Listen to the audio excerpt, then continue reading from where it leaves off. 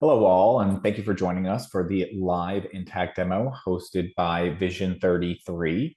For those of you who are familiar with me, my name is Michael Toporek. I am your Sage Intacct sales consultant, excuse me. For those of you who are familiar with Matthew Frampton, he is our certified Sage Intacct implementation consultant. He is also a CPA. Just a quick agenda for today's session. It's going to be a quick overview, 5 minutes from me, 40 minutes from Matthew. Before we move to the demonstration, wanted to share a little bit of information about Vision 33. Selecting the right software is important, but the right partner is really a difference maker for your business. So I am sure you have done your research on Sage Intacct and know it is a great product. Here at Vision 33, we do absolutely agree. But Intacct without Vision is just not the same. Vision 33 is the key to unlocking the true value of Sage Intacct.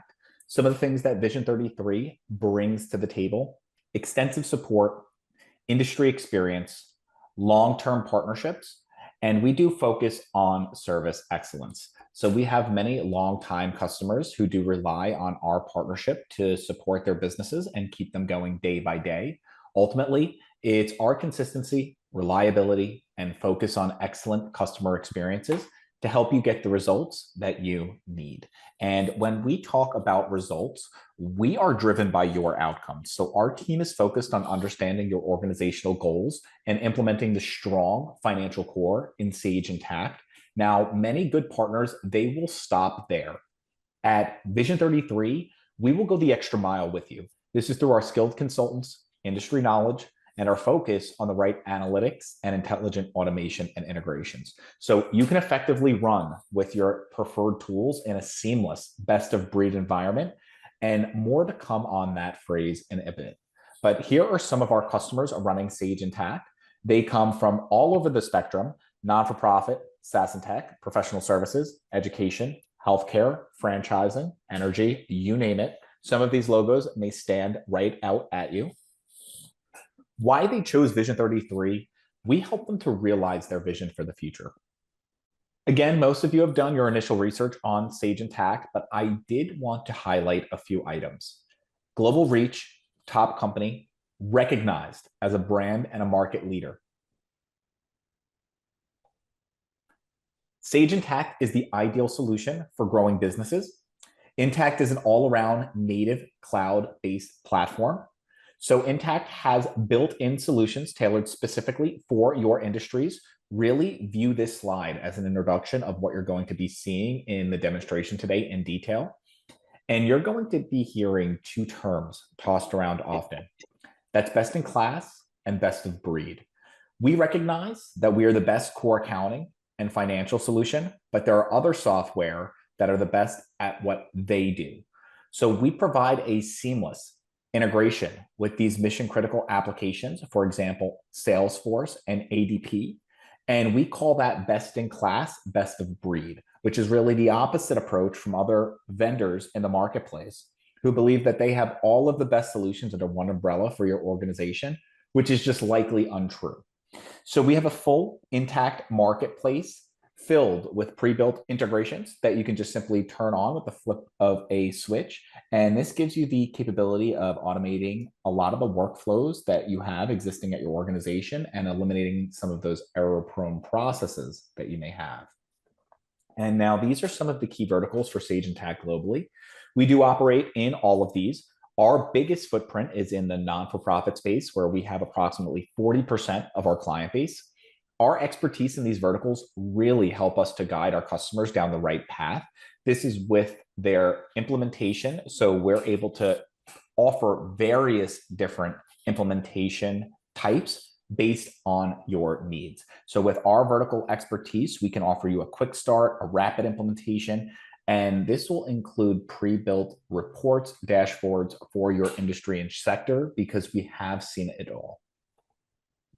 Global reach, local focus. This does apply to Sage and Vision 33. We are one of the only global Sage partners operating out of the US, the UK, and Canada. For those of you who are interested in the underlying numbers, Sage Intacct is as secure as it gets. You no longer need to worry about backups, downtime, costly upgrades. It just works all of the time. It runs on AWS servers. It's encrypted at the highest level. Saltbox is Vision 33's born in the cloud IPaaS solution. Our Saltbox platform simplifies integrations and workflows with your current applications and business processes, enabling you to do more with Sage Intacct. This is how you can fully leverage the power of the best of breed model for your organization. So if there's ever an integration or any integration that you may want established and it does not exist on the Sage marketplace, we can build this for you via Saltbox. And at this point, I'm going to go ahead and hand it over to Matthew to walk us through our demonstration. Thank you, Michael. Hi, everyone. As Michael mentioned, I'm Matthew, and I'll be walking you through our demo today. So as Michael mentioned, Intacct is a native cloud environment. The biggest advantage that this is going to come with is the ability to access your data anywhere, anytime from any machine. You're no longer limited to being at the office or on a machine that's on your servers or has a program installed on it. It is 100% browser based. So in a Starbucks on your laptop, at home in the evening on your laptop, at the airport on a tablet while you're waiting for a flight, you can do and see everything that I do here today. So you're no longer limited. With that, you'll also be able to reduce your server costs. So no more on-prem servers or server maintenance or server security. So immediate cost savings there and updates to the solution. So I know when I worked as an accountant, if the solution I was using updated, I would log in the morning and I'd get a prompt on my screen. There's an update available. I would have to confirm that update. I would have to wait for it to install. Maybe I even had to install it on multiple machines. With Intacct, that goes away. So 4 times per year, Intacct will update. You can't stop it. You don't have to do anything. You don't have to push a button. There's no responsibility placed on you whatsoever. It'll happen outside of your normal business hours. So it's not going to make your solution slow or unavailable or cause any issues, won't break any third-party integrations. So just nice not to have to worry about that and know that you are working on a solution that is constantly updating and improving. It's such a seamless update that if it weren't for the homepage here that tells me 2025 release 3 is here, you might not notice it happened unless you went into some configuration screens and noticed some new functionality that you're able to turn on. And if you want to know everything that has changed with the most recent release, we can click on read the release notes. That will bring you into quite a vast table of contents with some videos that are tailored to your specific region. There's normally a nice highlight video available here. Don't know where it's hidden. Looks like they've got it kind of for R3. They've just got it put out by region or individual functionality, but I much prefer to drill into the reading material anyhow, and then kind of play with that functionality. So as you can see with the most recent release, we have seen changes in AP, AR, cash management, consolidations, contracts, dashboards, employee expenses, fixed assets, GL, inventory, and so on. So it's quite a vast update, and it usually comes with some really powerful functionality. And if you are curious when the updates will occur, you can click on the release calendar, and that will tell you when each release will be issued. These dates are in stone. Sage doesn't miss these dates. These releases did come on these dates, and R4 will come on the 7th of November. And a couple of weeks before the 7th of November, probably in a week or two now, from your homepage, you will actually be prompted that 2025 release 4 is coming, and you'll be able to click read the release notes and see what's going to change with the most recent release. So you can get a bit of a head start on that. And with that, when you drill in here, this calendar will actually also be updated to show you when the releases will occur throughout the calendar year of 2026. So you can always plan for the releases as well. So with all of that very high level stuff out of the way, let's start looking at actual functionality. So Intacct does a lot of stuff really, really well.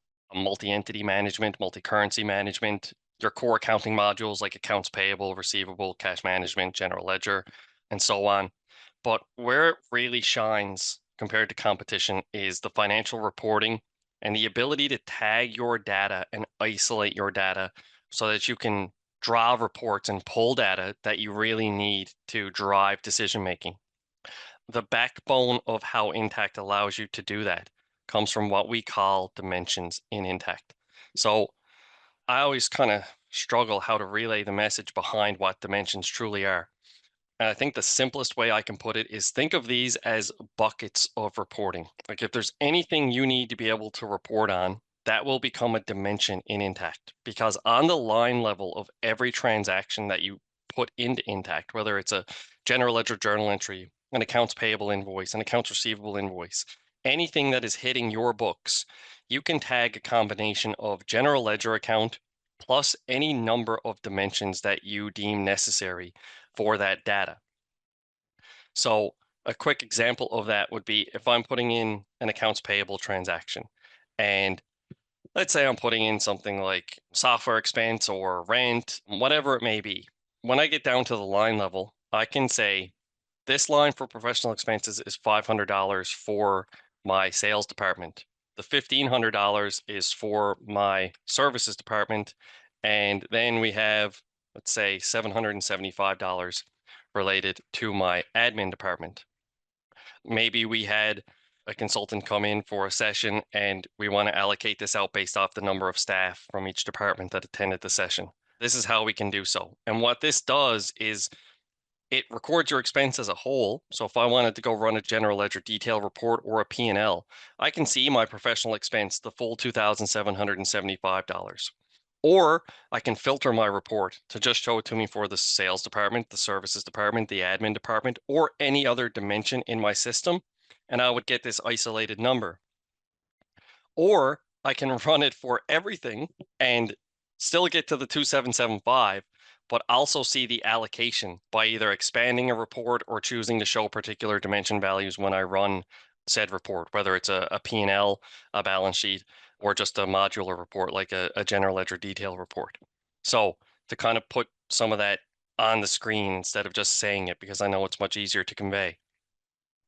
If I want to go run a general ledger detail report, when I'm choosing to run this general ledger detail report, maybe I'm doing some type of expense analysis. So I'll put in my dates. I'm just going to choose 4 months in the year of 2019. I know that's where data is.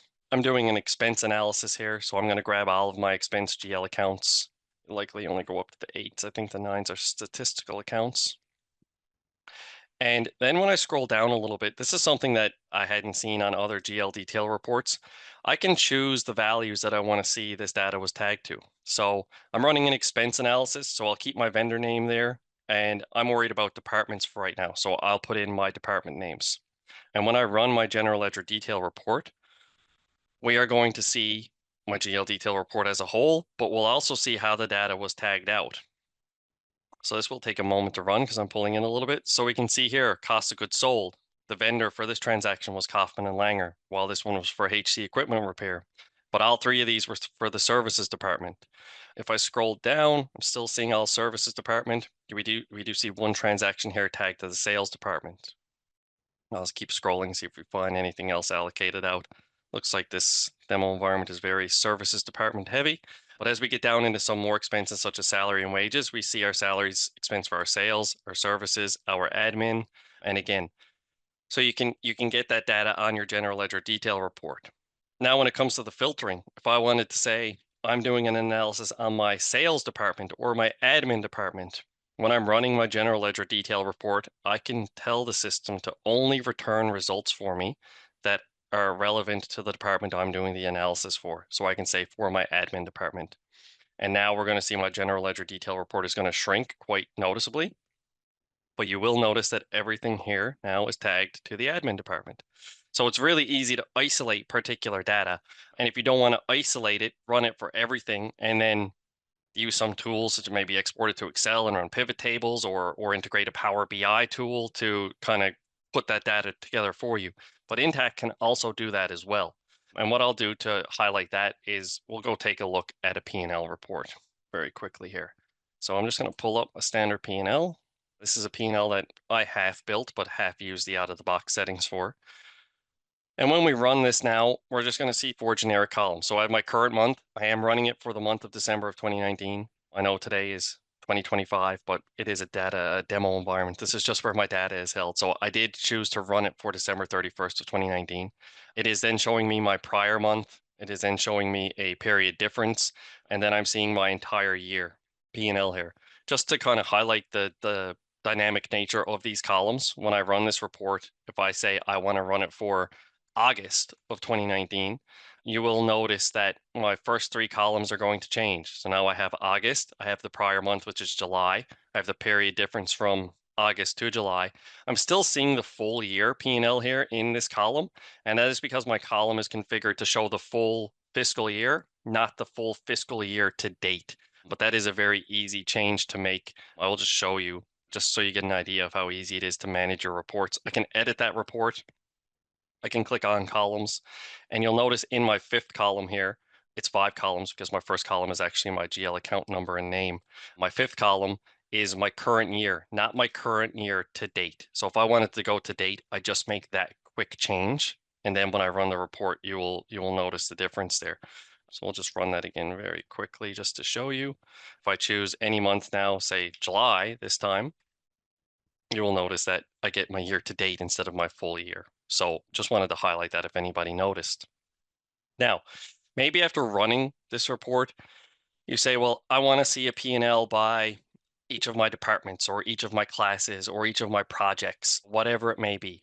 It's very simple to do in Intacct. You will have a separate report ready to go.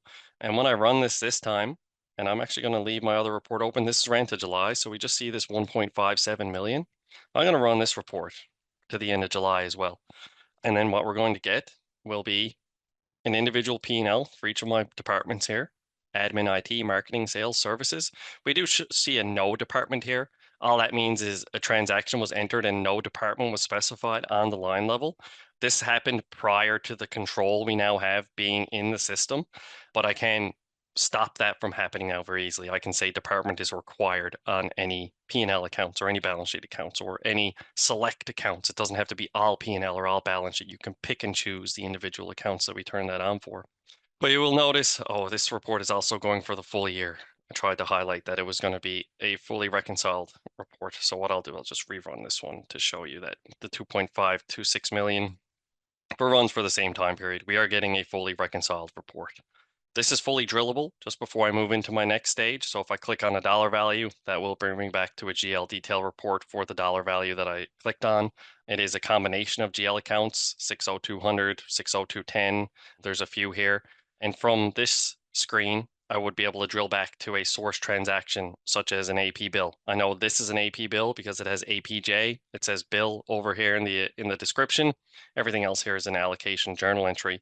But if I click on this dollar amount, this should bring me back to the accounts payable transaction itself, and it has. So here I'm drilled back to the AP transaction. So that is the showing it all, but expanding it and isolating it. Now, the other question that we always get is, well, my departments, my admin department, my IT department, my marketing department, they have separate managers. And when I want to give them P&L for their department, I don't want them to be able to see the P&L for every other department. It's confidential. It doesn't matter to them. They're just not, they don't need to be in the know. Well, just like the general ledger detail report, if when I'm running this report, I say only show it to me for my sales department and I run the report, it will isolate for the sales department. So again, very easy to isolate your data and just get to the level of data that you need to provide to stakeholders, department managers, project managers, whatever it may be. Maybe you just want this for decision-making purposes, so on. You can do that. Now, the question that I always get from people is, it's fantastic you have that set up to do that, but like, how difficult is it to do? Is this something I'm going to be able to do on my own? The answer is yes. So this year to date by department, that is the report that I just ran. I'll click it again just to refresh. Right now it's expanding by my departments. If I want to change this to be, say, a P&L for my full year broken out by month, or a P&L broken out by my classes or my projects or my customers, my vendors, whatever it may be, we would take this exact same report. Now, normally I would duplicate this report before I do what I do, and I would save that, but I'm not going to save my report, so I'm not going to click duplicate. But that would just leave this report intact and give you a report that you can play with and not have to worry about breaking your report that's currently working. We can come to the columns section and we just take this column and you see right now it's expanded by my departments. If I want a monthly P&L, I change this to time periods. I change this to months. I click set and I click run, and there it is. There it is by month. Maybe we want this by project instead of monthly, or maybe we want it by class. Again, we just change this dropdown and say, show it to me by class. And when we run the report, There it is by class, our service lines and small business lines. Really, really simple to just get the reporting that you need and have multiple versions of reports. As you can see from my list of reports, there's no limit to the amount of reports or the amount of different structures you can have in here. This is just my P&L reports in this environment. 32 P&L reports showing different breakdowns. Some are versus budget, some have 12-month history. This one shows things as a percentage of revenue, something else you can do in here very easy. Like the flexibility you get in your reporting is just phenomenal. It's really, really good and really easy to do. So you won't be reliant on anybody else or a partner. Now, with that said, we're always here to help and we're always happy to help, but we do strive to make our clients self sufficient. And that is what the clients like as well. So just really simple to do this kind of stuff and maintain your reports. Building off of the financial reports in Intacct comes the dashboard functionality. So financial reports are great, but when you're giving this information to what I would say non-accounting users, maybe department managers or project managers, they like to see this data, and even some accounting users such as a CFO, they just want to see it, at a higher level, nice, easy to read, nice graphics. So in Intacct, we can build dashboards to help do that for you. So if I take a look at my CFO dashboard, we're going to see when it loads in here, it's just a demo environment. They run a little bit slower than normal environments. At the top of the screen here, we have a line graph, which is essentially a P&L. The top line is our revenue, the middle line in orange is our net income, and the bottom line in the blue is our expenses. We do have a key that tells us that. We don't have to know it. We have some performance indicators here. So our services revenue is being compared against our budget. Our total revenue is versus prior month. Our labor costs versus prior month, and so on. We've got a horizontally stacked bar graph, a vertically stacked bar graph. We have a pie graph. We have more performance indicators. This time we're showing the differences in dollars instead of percentages. See here it's a percentage and here it's a dollar value. Comparing our EBITDA versus 3 months prior. You choose the comparison. This one's against budget. This one's against prior month. This one's against 3 months prior. It can be this quarter versus last quarter. It can be the current month of this year versus October of last year, right? You choose the comparative value. And notice smiley faces here instead of arrows. Generally, people stick with the arrows. They are the most professional looking, but this can be happy faces. It can be a red flag or a green flag. It can be a thumbs up or a thumbs down. But yeah, most people stick with the arrows. It's just the most professional. And we've got more performance indicators, more graphs. These are editable, like you can click and drag and reorder your widgets whatever way you like. Very easy to modify these. So that's a good feature. The next feature I'll talk about with these is the same as the reports that I ran. They are filterable by your dimensions. So if I want this dashboard for my marketing department, I'm going to click apply. I know my P&L line graph is going to change drastically because the marketing department does not drive revenue. So this is going to show a big net loss, but that's not a negative thing. We don't produce revenue from the marketing department. They are an expense department. So this makes sense. So just wanted to show that the filters work. But the other things that I like about these dashboards, I'm just going to let this refresh itself. They're a little bit interactive. There's not a lot of value in this one piece I'm about to show, but you can isolate lines on your graph. Like I isolated my revenue line by clicking my key down below. This is kind of just a small thing that people might use, but I don't know. It's nice to have, but there's not a lot of value there. But the biggest value for me that comes with the dashboards is on every graph here, you do have the ability to just click show data, and that will actually show you the data points in the dollar values. So that's nice to have on your graphs. It's nice to be able to just get that info really, really quick. So that has value. But the biggest value for me is since these are derived from financial reports, they do maintain drill down functionality. So if I hover over a revenue dot, I can see it's 1.3 million. If I want to see the details, I click on that dot. That will open up the revenue portion of my P&L, and then I can keep drilling backwards from here. If I click on an expense dot, it is going to open up the expense portion of my P&L. And again, I can continue drilling backwards. The drill downs are nice because they don't take you away from your dashboard. They actually pop open in new windows. So when you want to get back to your dashboard, you close a couple of windows and here you are. And I think everyone can put one and one together. What will happen if I click on a net income dot, it is going to open up my entire P&L. But I can do the same thing for any graph here. You'll notice as I click on any part of any graph, it pops open the relevant financial report filtered for the piece of the graph that I'm clicking on. So this is just one example of a dashboard. In your system, you can have as many dashboards as you want to build. There is no limit. There is no added cost to building dashboards. These are yours to build and yours to have as many as you like. The dashboards can be role-based. They can be user-based. They can be available to everybody. And I don't mean the dashboards menu. I mean each individual dashboard on a one-by-one basis. You can pick and choose who can and cannot see each individual dashboard. So you still get a lot of data security with that. So that's one dashboard. I will jump into a controller dashboard. This one's structured just a little bit differently. We've got performance indicators at the top of the screen. They're going to load in different performance indicators here. We then have like a close through summary. If you're paying attention, you might be asking yourself, why is my GL closed through 2017 and my AP through 2024 and the rest 2018? Just me playing with a demo environment, but this would be a big red flag as the controller. Why are my periods open all the way back to 2017? Not good. We then have a P&L versus budget here. I could put some conditional formatting in here if I wanted to quite easily. We then have a cash balance trend. We have some approval lists, and these lists are filtered because I can approve these. Like if anyone else on this demo were to log into this same environment and view this dashboard, your approval list would not contain these items. These are for me to approve. We then got an expense summary by department that has some conditional formatting in it, just some more graphs. So those are a couple financial dashboards, but the dashboards can also be leveraged for other reasons. One good example is say your month-end close. You can create a month-end close dashboard that contains a checklist of month-end activities. And these activities can be assigned to users in your system. So rather than me having to email or go knock on Nikki's door or Ryan's door or Emma's door, we just make sure they're used to updating this checklist. And when I log in and look at my month-end checklist, they should have this updated to let me know where each of these tasks are sitting.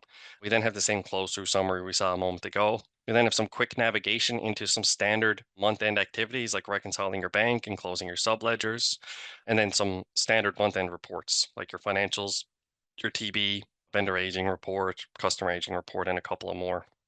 And then some approvals again that are awaiting my approval. So there are a vast number of different things you can do and use the dashboards for. They're just really, really strong.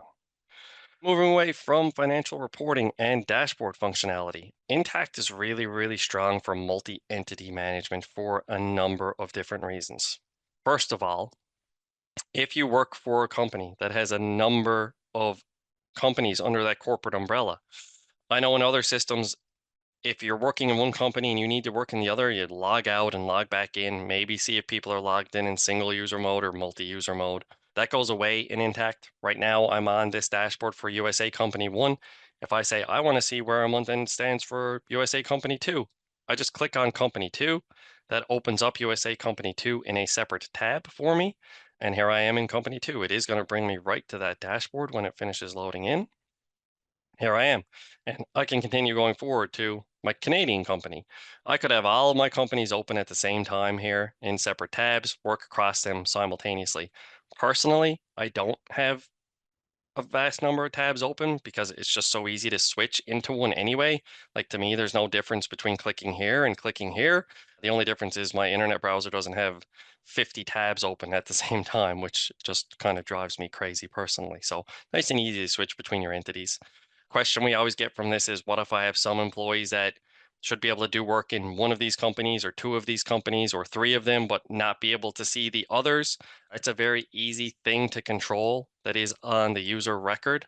So on a user record in here, we can click on each user and we can restrict the users to only be available to see particular entities. So if I were to change this for Bill and save their user, when Bill logs in, he wouldn't see top level. He would just log directly into USA Company 1. Now, if I choose multiple companies here, we do have to give them access to the top level. When Bill logs in, he would come in at the top level. But when they click this drop down here, they would only see 100, 200, and then 400. The rest of this list would just be invisible. They wouldn't even know it existed. So it's really easy to control what entities your users can work in if you do have that restriction.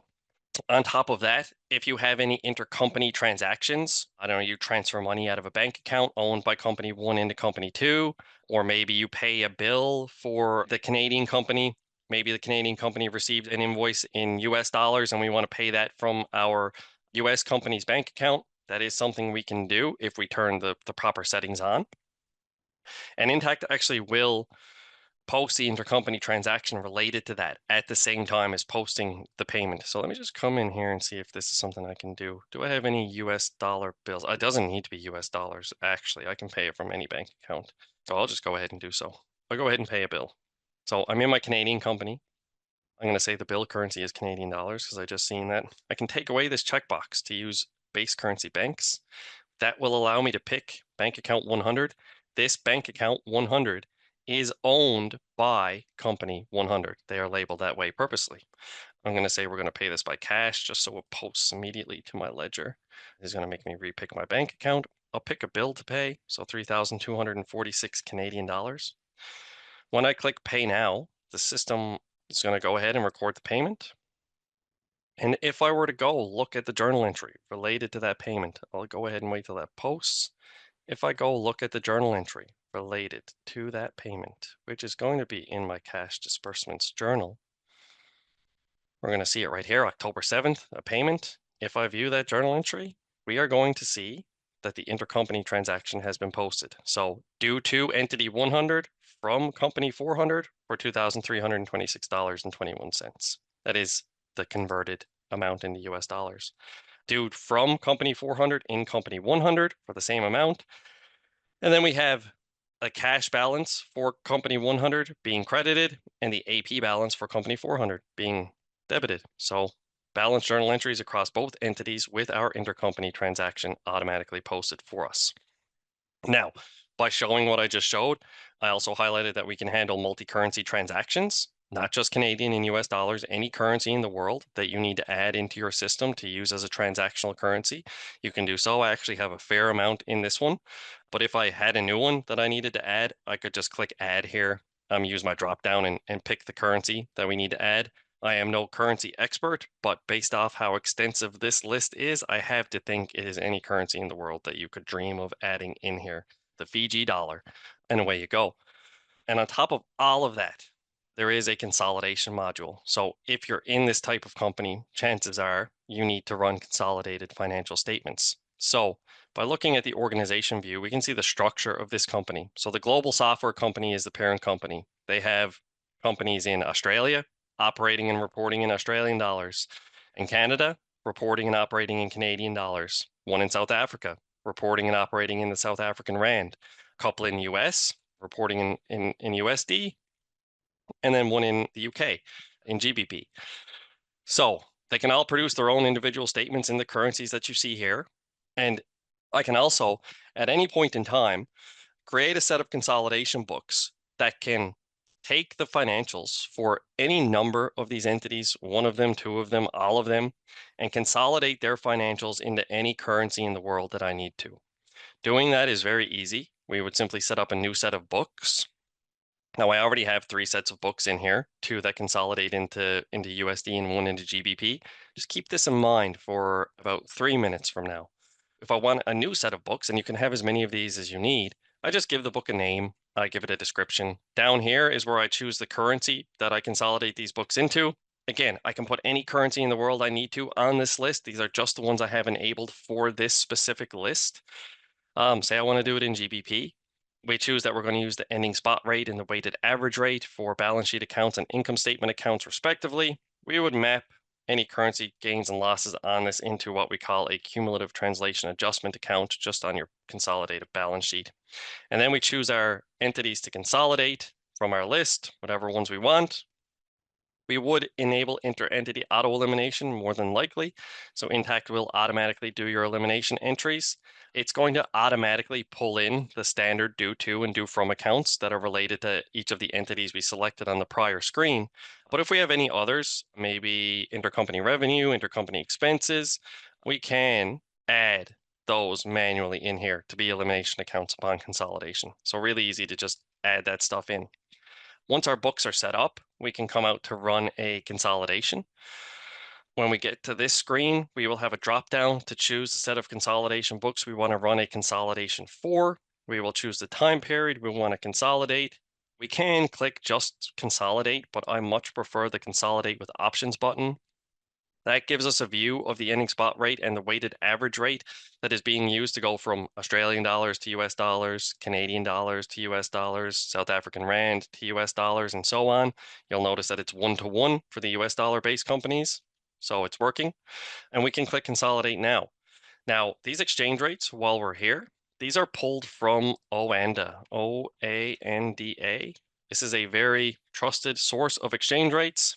You can override these. You can put in your own exchange rates if you want to, although we don't ever really see anybody doing it because, again, a very trusted source in Oanda. Once your consolidations are run, you can view your consolidated financial statements whenever you like. So to show that, we will jump out to a consolidations dashboard. This dashboard is not going to be nearly as flashy as the others that we looked at. It just has financial reports on it. So we see a consolidated balance sheet for our global sets of books in US dollars. We see each entity's financials kind of individually, like we saw earlier with the department dimension or the class dimension, because entities are a dimension. So we can do this. If we scroll down, we will see the consolidated P&L. I don't know how I highlighted this in gray, so I don't know how to get it away. Oh, there we go. Again, each of our entities listed out from left to right. We have a consolidated P&L for our non-US books in GBP, consolidated P&L for our North American books in USD, just has a different number of entities in them, and then a consolidated balance sheet for both of those sets of books as well. So, break consolidation multi-currency module. Now, one piece I didn't touch on was entering a multi-currency transaction. I did pay a multi-currency bill, but when I'm putting in a transaction, it's just very easy to do. So we'll take the moment to do it. We choose our vendor and we choose our transaction currency. So by default, this American Express vendor is told to have a currency of US dollars. They generally bill us in US dollars. Now, I can change this if I want. So I can change this to be the Mexican peso, or I can change it to be Australian dollars. You'll notice that my exchange rate date is today, and there's an exchange rate already here, a daily exchange rate. I did not import exchange rates into the system. This again pulls from Oanda, so it is just here. So down below, I would say we received a bill for 2,500 Australian dollars. The system takes that exchange rate and it puts it to the same what this would convert to in Canadian dollars because I'm in my Canadian company, and away we go. Now, this is not practical. More than likely, if you've received an invoice from a vendor, it's probably not dated the same day. So the exchange rate that you want to use probably wouldn't be today. Maybe it's going to be 3 or 4 days ago. I can change my date to October 4th, and you'll notice my exchange rate date changes. As a matter of fact, this is fully historical. I can change this to be back in 2002, and I hit tab, and the system goes out and finds what the exchange rate was in 2002. So it's a fully historical exchange rate table. And then when I pay this bill, the system will look at what the exchange rate was when I entered it, what the exchange rate was when I paid it, and it will post any FX gain or loss automatically for me as part of my journal entry. So really, really good for multi-entity, multi-currency, global consolidations, and all the complications that kind of come with that business requirement, because it can be very painful if you don't have a right system set up. So that is the global consolidations module. Next, we're going to jump in and we're going to talk about AP and purchasing. It might be the last module we get to talk about today. We will see what happens with time. So the AP module out of Intacct is as good as any AP module you're going to ever use. Arguably better in some ways. Keying data, super easy to do. Like when you're searching for your vendors, you don't have to know the vendor ID. You can start typing a vendor name and it's going to filter for you. So you'll see here as I enter a letter, it starts filtering for me. You choose your vendor. As I mentioned with the multi-currency, I know in a lot of systems, if sometimes National Grid sends us a bill in US dollars and other times they send it to us in Canadian dollars, I have to have two separate vendors. Not the case in Intacct. You can use the same vendor. System handles all the complications that would come with that. And then I can come down and I can key in my line level items. We do have a default expense account turned on to the National Grid. They must be a utility provider. So it autofills down here for me. I can override it if I want to. Looks like we have some restrictions on here actually to the accounts being able to be allowed to use by this vendor. Very nice control that we can turn on. But again, you can override it and then you just go upon your way. Now, a couple of good things about the AP module itself. If something is posted and not paid and you need to change something on it, as long as your period is open, there's nothing stopping you from doing so. You can just click edit on that bill. If the period is open, you can change whatever you need to change in here. You can change the vendor, the bill number, the description, the reference number, what GL account it was coded to, what location or department or any dimension it was coded to. You can change the taxes, change whatever you like. So just don't need to do a journal entry to fix a keying error. Now, if a bill is paid and your period is open, sometimes you can still make a change to it. So this bill here, I think my period is going to be closed, so it's not going to let me do this. Yeah, it's not because the period is closed. But if your period was open, even though this is paid, there would be a button across the top. I believe it's right in the middle of post and duplicate. That would say reclassify. And what the reclassify button lets me do is change anything on this paid record that would only affect my business, not the vendor. So I could change the GL account that we coded this to because that doesn't matter to the vendor. I could change the location, the department, any of my dimensions, as again, doesn't matter to the vendor. What I cannot change is the transaction amount, the taxes, the bill number, anything that would have some type of effect on the vendor, I would not be allowed to change. So that's a little bit of flexibility you get with the AP module out of Intacct. We can handle things such as vendor approvals. So if a vendor is added or if the vendor gets edited before it can be used, it can go through an approval policy. And we can handle AP bill approvals in Intacct as well. But I'm going to talk about the approval policies from the purchasing module, not from the AP module. And that is because they are just a little bit more flexible. The purchasing module is nothing more than a more powerful AP module. It is more powerful in a couple of ways. A, it lets you build your procurement process from start to finish. So you decide what steps you need in your workflow. Do you want a purchase requisition? Do you want that to go to purchase orders? Are you an inventory company and need to receive the shipment of goods and then to a vendor invoice? Any of these documents can be set up as posting or non-posting documents. So obviously purchase requisitions and purchase orders, generally non-posting documents. We do have some cases where clients ask to be able to track their committed expenses on their POs. So we would turn the PO into a posting document that posts to a separate set of books because we couldn't put it on our accrual books until it's actually incurred, but that is a way we can track it. And a lot of times when we receive a shipment, we would do a GRNI entry, right? Goods received but not invoiced, and then reverse that when we get to the invoice stage. You can have a number of different types of purchase requisitions and a number of different types of purchase orders and receipts of shipment and invoices. And you can put in-system approval policies on whichever documents in your workflow you need. And they can be different across the documents. Like I can have one type of approval workflow on my standard purchase requisition, but a different type of approval workflow on my travel authorizations. I can then have a different approval policy on my POs and my blanket POs. So you can really pick and choose the required approvals for each document. And you can enforce that each step has to be followed. Like if I look at my list here now, you see how I can't click plus next to purchase order, but I can click plus next to these other documents. That is because I've set the system up to say that if I'm going to put in a purchase order, it has to source from a purchase requisition first. I am not allowed to just come in here and create a purchase order. Now, obviously we would, for this to be any type of suitable control that's actually going to work, we would have to turn it off for all of these documents. But again, just a demo environment, and I'd like to highlight the difference. But it's very simple to do to take that plus button away from all of these POs. You are going to get your full audit trail of like your 3-way or 4-way match going from document to document. And there is a very strong audit trail on the approval policies as well. So let's take a look at some of this stuff. So if I go look at my purchase requisitions, I don't have any in my Canadian company. So I will go to my US company and I will go to purchasing and I will go to my purchase requisition list. We're going to see a list of the purchase requisitions in here. Now we see a few different states over to the right. We see one in a state of submitted. Pretty self-explanatory. This is submitted for approval. We see one in draft. So this means someone was like halfway through putting in a purchase requisition and something took them away from their desk, but they didn't want to lose what they already had filled in. So they clicked on draft, and then an admin or themselves, I'm a full admin, so I can edit this, can come in and finish the work and then push it through the workflow. And then we see a state of converted, which would mean these documents were entered into the system. They got approved. There was an approval policy. We've received a PO for this. So it's moved to the next stage of the workflow.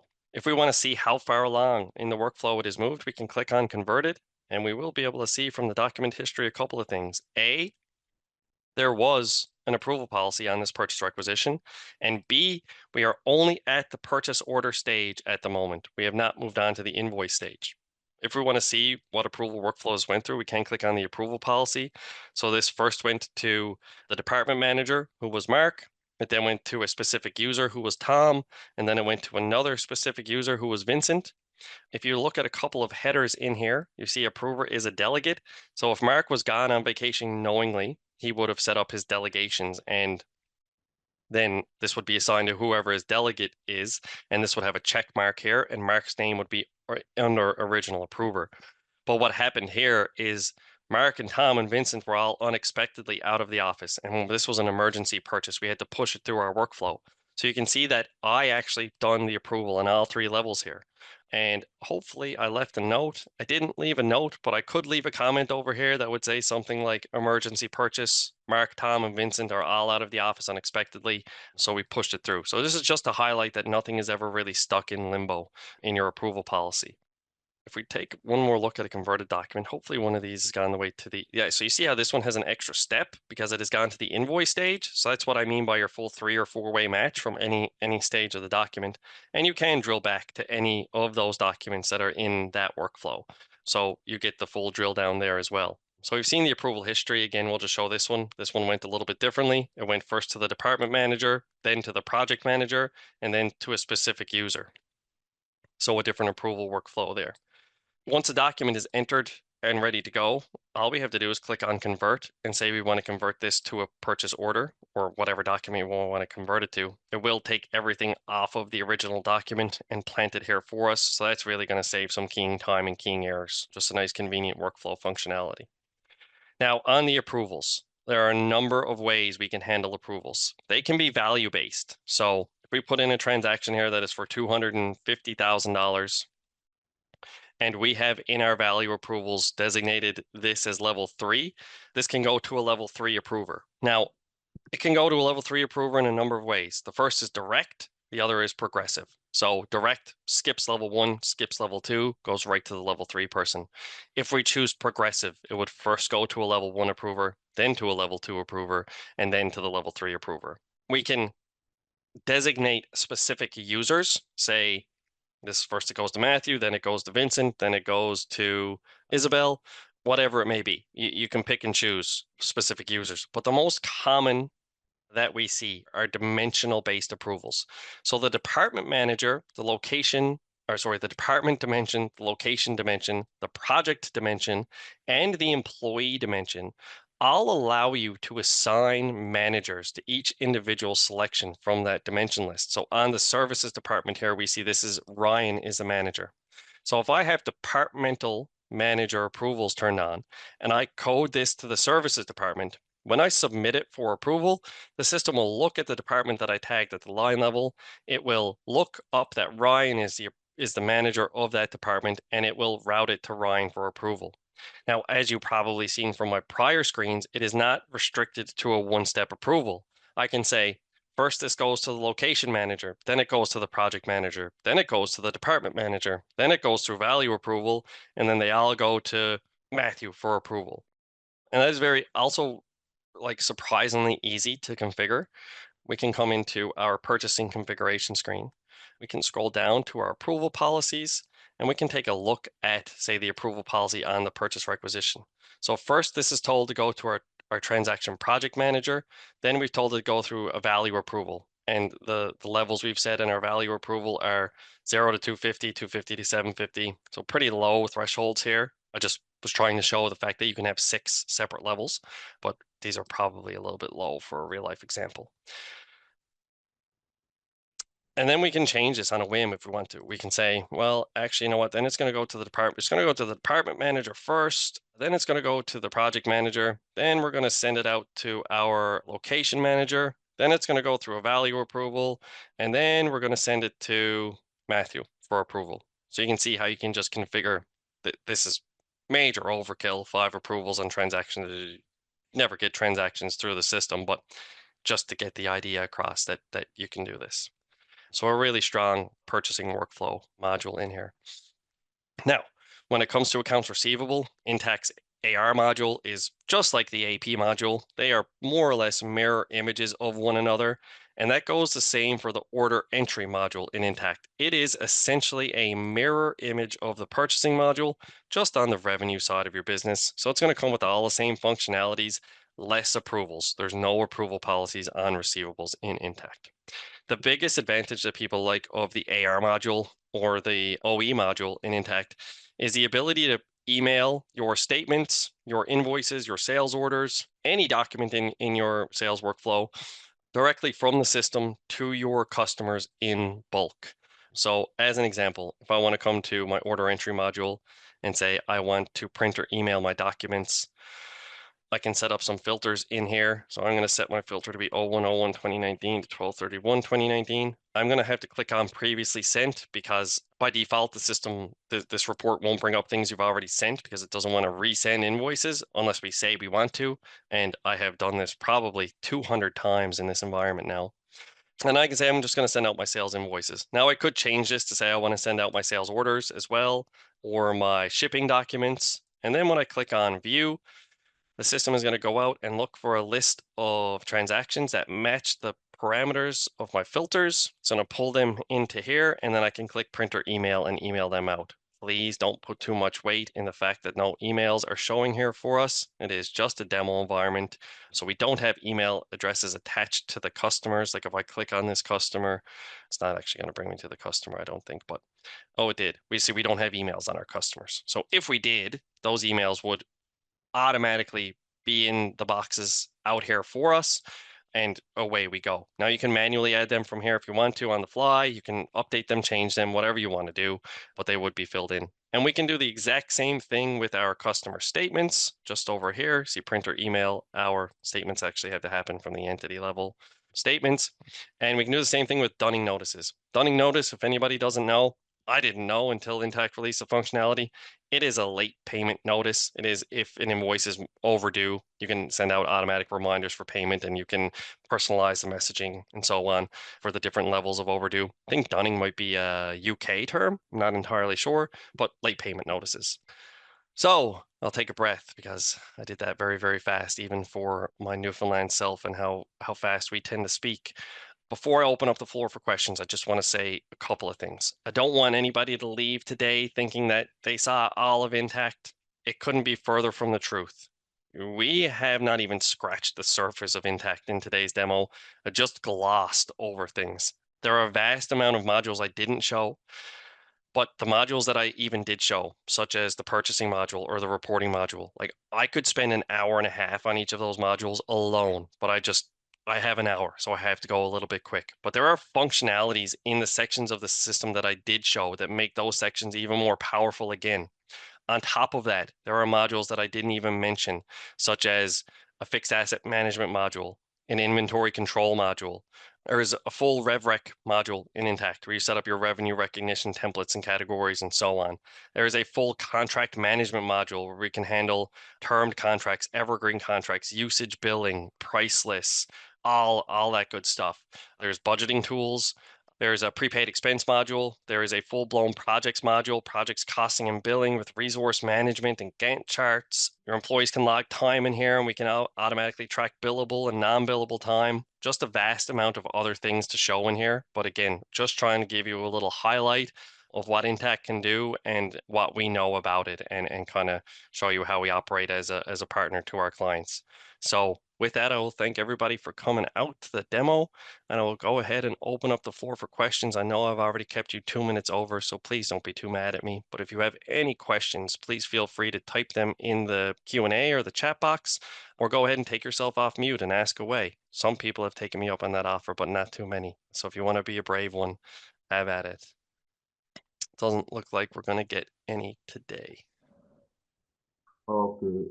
All right, my friend, thank you so much for joining. I appreciate your time. If you have any other questions, you reach out and let us know, okay? Thank you very much. No sweat. Have a great one. Thank you. Bye. Bye now.